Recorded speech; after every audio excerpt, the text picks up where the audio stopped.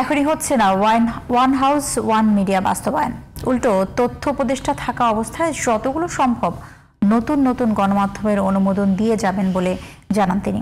এ সময় সাংবাদিকদের সুরক্ষা আর বেতন কাঠামো নিয়ে তার সরকার কাজ করছে বলেও জানান তথ্য উপদেষ্টা। নাইম কামালের রিপোর্ট।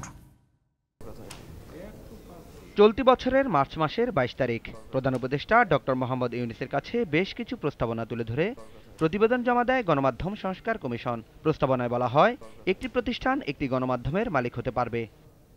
গণমাধ্যম কর্মীরা এমন প্রস্তাবকে ইতিবাচক হিসেবে দেখলেও রোববার বিকেলে তথ্য উপদেষ্টা সাংবাদিকদের সামনে হাজির হলেন অনেকটা হতাশার খবর নিয়ে। মাহফুজ আলম জানালেন, এখনই সম্ভব নয় ওয়ান হাউস ওয়ান মিডিয়ার বাস্তবায়ন। যেটা করে যেতে পারলে সবচেয়ে ভালো হতো সেটা হচ্ছে one house one media policy. এইটা আমরা করতে পারিনি। এটা করার জন্য অনেক দীর্ঘ সময়ের প্রয়োজন, কারণ এটার সাথে অনেক কিছু ইনভলভড, অনেক মালিকানা থেকে শুরু করে আরও বিষয়গুলি ইনভলভড আছে। বললেন, যতদিন উপদেষ্টা পদে আছেন দিয়ে যাবেন নতুন নতুন গণমাধ্যমের অনুমোদন। এজন্য উপদেষ্টা পদ চলে গেলেও আপত্তি নেই তার। আমি যেহেতু এই প্রজন্মের লোক, আমি মিডিয়া দিবই। আমি যদি কালকেও আমাকে সরে যেতে হয় রিপোর্টের কারণে, তারপরে আমি একদিন থাকলেও আমি মিডিয়া দেওয়ার চেষ্টা করে যাব। কারণ আমি মনে করি যে এখানে ফ্রেশ ব্লাড দরকার আছে, ফ্রেশ পার্সপেক্টিভের দরকার আছে।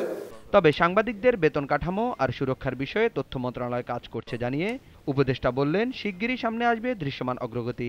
সংস্কার কমিশন একটা প্রস্তাব করছে যে 9 গ্রেড থেকে শুরু করতে, তা আমরা মনে করি যে এটা একটু উচ্চাভিলাষী হয়ে যায়।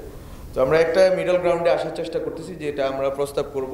এবং আমি আজকের মাধ্যমে আসলে মালিকদেরকে, সম্পাদকদেরকে মানে জানানোর চেষ্টা করলাম যে আমরা আপনাদের সুবিধার জন্য রাষ্ট্র থেকে এই সুবিধাগুলো দিব, আপনারা সাংবাদিকদের সুবিধাগুলো দেন। সাংবাদিকদের সুরক্ষার বিষয়টি সামনে আসতেই প্রশ্ন ওঠে সাগরনী হত্যাকাণ্ডের বিচারের অগ্রগতি নিয়ে। তথ্য উপদেষ্টা এ বিষয়ে উত্তর না দিলেও মামলার জটিলতা নিয়ে কথা বললেন প্রধান উপদেষ্টার প্রেস সচিব শফিকুল আলম।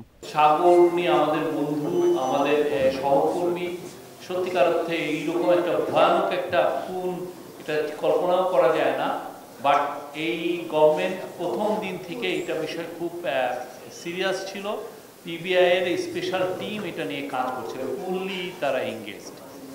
যারা যতজন ওই সময় সাসপেক্ট যারা অ্যারেস্ট হয়েছে, যার নাম এসছে, প্রত্যেকটা লোককে তারা খুঁজে খুঁজে বের করার চেষ্টা করছে। এ সময় প্রিন্ট পত্রিকার সার্কুলেশন কমিয়ে বিজ্ঞাপন রেট দ্বিগুণ করার কথা বললেন মাহফুজ আলম। আমরা হচ্ছে যে প্রচার সংখ্যাটা কমানোর পক্ষে, বিজ্ঞাপনের হার বাড়ানোর পক্ষে। Naim Kamal, GTV news, Dhaka.